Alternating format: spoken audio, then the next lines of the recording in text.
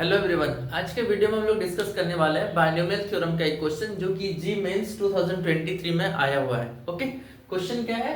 If the ratio of the fifth term from the beginning to the fifth term from the end in the expansion of this is √6:1, then the third term from the beginning is what? Option है 30√2, 60√2, 60√3 and 30√3। Okay, तो चलो start करते हैं। एक छोटा सा चीज आपको बताना चाहूंगा, जैसे कि कोई भी एक्सपेंशन में बोला जाए कि फ्रॉम फ्रॉम द एंड कोई टर्म निकालो, तो आपको सिंपल क्या करना है, उस एक्सपेंशन का जो टर्म है ना उसको उल्टा कर देना, तो आपको एंड टर्म से आपको डायरेक्टली मिल जाएगा। ठीक है ना? तो कैसे निकालेंगे चलो अभी देख लेते हैं। जैसे कि इसका fourth term from the beginning, वो तो बहुत ईजी है। Fifth term from the beginning बहुत ईजी है। अब बोला गया है कि फ्रॉम द एंड, वो भी इजी है। आपको क्या करना है, एंड साइड के लिए इसको फर्स्ट टर्म एज्यूम कर लो, 4√3 एंड प्लस 4√2। अब इसमें जो आप fifth term from the beginning निकालोगे, ये एक्चुअली इसका, इस एक्सपेंशन का fifth term from the and होने वाला है। क्लियर है? अभी सॉल्व करते हैं। जैसे कि फिफ्थ टर्म का रेशियो बोला है, तो t4+1 for the first term, मतलब बिगिनिंग के लिए इस एक्सपेंशन का यूज करेंगे, इस टू t4+1 इस एक्सपेंशन का यूज करेंगे। इस एक्सपेंशन का यूज करने से एक्चुअली में इस एक्सपेंशन का एंड साइड से फिफ्थ टर्म मिलने वाला है, और इसका रेशियो आपको दिया है √6:1, क्वेश्चन में ऑलरेडी गिवन है। ओके, तो चलो for the first given expansion इसका t4+1 का वैल्यू क्या होगा? n है तो NC4 फर्स्ट टर्म, मतलब फोर्थ रूट ऑफ 2 का पावर में है आपका n-4। Okay, and second term मतलब 1/4 रूट ऑफ 3, इसका होल पावर में है आपका n4 आ जाएगा। ठीक है, इस टू का मतलब हो गया डिवाइड, तो मैंने डिवाइड लिखा। अब ये जो t4+1 है, ये हम लोग को इस एक्सपेंशन का लेना होगा। क्यों? क्योंकि फ्रॉम द एंड बोला था ना, तो मैंने टर्म्स को पलट दिया। ओके, तो इस एक्सपेंशन का t4+1 कितना होता है? इसमें भी होता है NC4 first term, that is 1/4 root of 3 का पावर हो जाएगा आपका n-4, and second term that is fourth root of 2 का पावर में हो जाएगा 4, एंड ये गिवन है √6/1। ये रेशियो ऑलरेडी आपको गिवन था, यहाँ पे मैंने एज इट इज मेंशन कर दिया। उम्मीद करते हैं ये टर्म आपको समझ में आया होगा। अब इसको सॉल्व करते हैं। जैसे NC4 दोनों कैंसिल हो जाएगा। ओके, अब सारे 2 और सारे 3 का पावर को एक साथ कलेक्ट करते हैं। जैसे कि इसमें देखो, इसमें है ये दोनों को एक साथ लिखना चाहेंगे। इसमें फोर्थ रूट ऑफ 2 है ना, तो फोर्थ रूट ऑफ 2 का ऑल ओवर पावर कितना हो जाएगा? n-4, और डिवाइड में होने से क्या होता है, अगर कोई टर्म्स डिवाइड में है तो उसका पावर क्या होता है? सब्ट्रैक्ट हो जाता है, अगर बेस सेम है तो इसका बेस तो सेम है, तो पावर 4 था तो मैंने -4 कर दिया क्योंकि डिवाइड में था। ओके, उसी तरह अगर देखा जाए तो 1/4 रूट ऑफ 3, इसका भी पावर को एक साथ लिखना चाहेंगे तो क्या हो जाएगा? पावर सब्ट्रैक्ट हो जाएगा। 4 था और माइनस ऑफ n, और एक माइनस ऑलरेडी था तो +4 हो जाएगा, and this is equals to √6। By 1 लिखने का कोई लॉजिक नहीं बनता है तो नहीं लिख रहा है।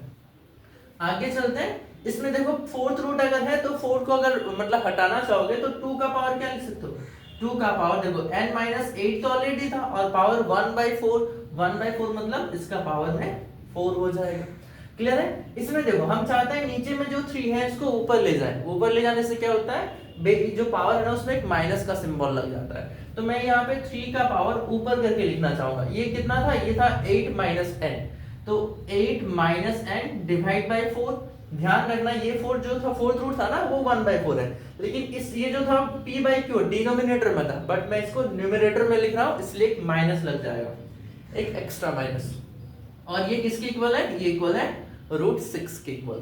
अब फर्दर सॉल्व करेंगे तो कितना हो जाएगा? दिस इज 2 का पावर n-8/4 और इनटू 3 का पावर, इस माइनस की वजह से ये भी बन जाएगा n-8/4 व्हिच इज √6। अब देखो दोनों का पावर सेम है तो बेस को आप मल्टीप्लाई कर सकते हो, तो एक्चुअल में ये दोनों मिला के क्या हो जाएगा? ये दोनों मिला के हो जाएगा 6 का पावर n-8/4। ठीक है, और ये किसके इक्वल है? ये इक्वल है 6 का पावर 1/2। √6 का मतलब 6 का पावर 1/2। अब सिंपल है, आप क्या करो, दोनों का बेस सेम है तो दैट इज कंपेयर करने से पावर भी सेम होना चाहिए। तो on comparing we just get क्या मिला हम लोगों को n minus 8/4 which is equals to 1/2। तो ये 2 कटा 4 के साथ, तो डायरेक्टली आपको n का वैल्यू मिल जाएगा 2 + 8 मतलब 10 मिल जाएगा।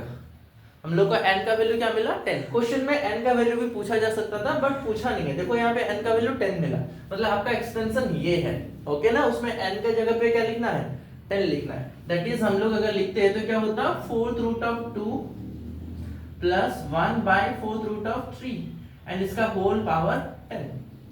क्लियर है। अब क्वेश्चन में बोला गया था then the third term from the beginning. Third term from the beginning मतलब t ऑफ 2 + 1।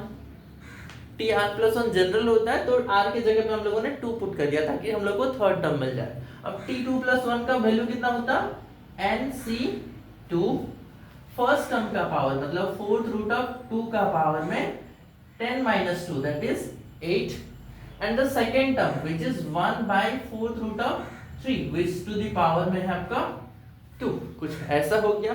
अब इसको सॉल्व करते हैं। nc2 का फॉर्मूला आप लोगों को पता होगा nc2 which is n into n minus 1 divided by 2। Okay ये फॉर्मूला होता है, मैं यहाँ पे पुट कर रहा हूँ 10 into 9/2।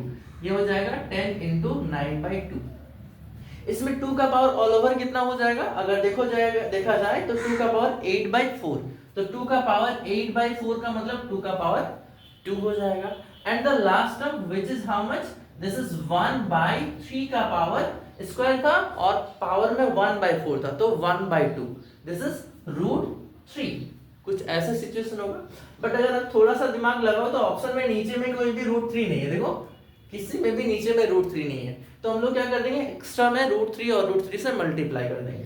तो हम लोगों ने क्या किया यहाँ पे बैलेंस करने के लिए √3/√3, ठीक है ना। अभी आंसर मिल जाएगा आपको। यहाँ पे बना देता हूँ, थोड़ा सा अब मिटाने का लॉजिक नहीं बनता है। जैसे ये कटेगा एक 2 से एक 2, तो कितना हो गया 9 × 2 × 10 180।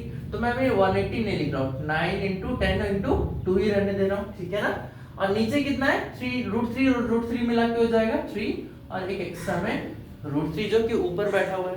अब 3 3 9, तो आपको आपका आंसर मिल चुका है। देखो कैसे 2 × 3 × 10 मतलब 60 और एक एक्स्ट्रा में √3।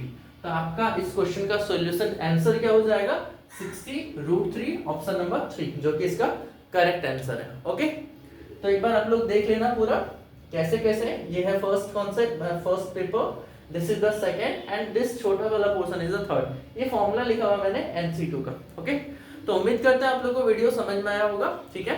Thank you, thanks for watching.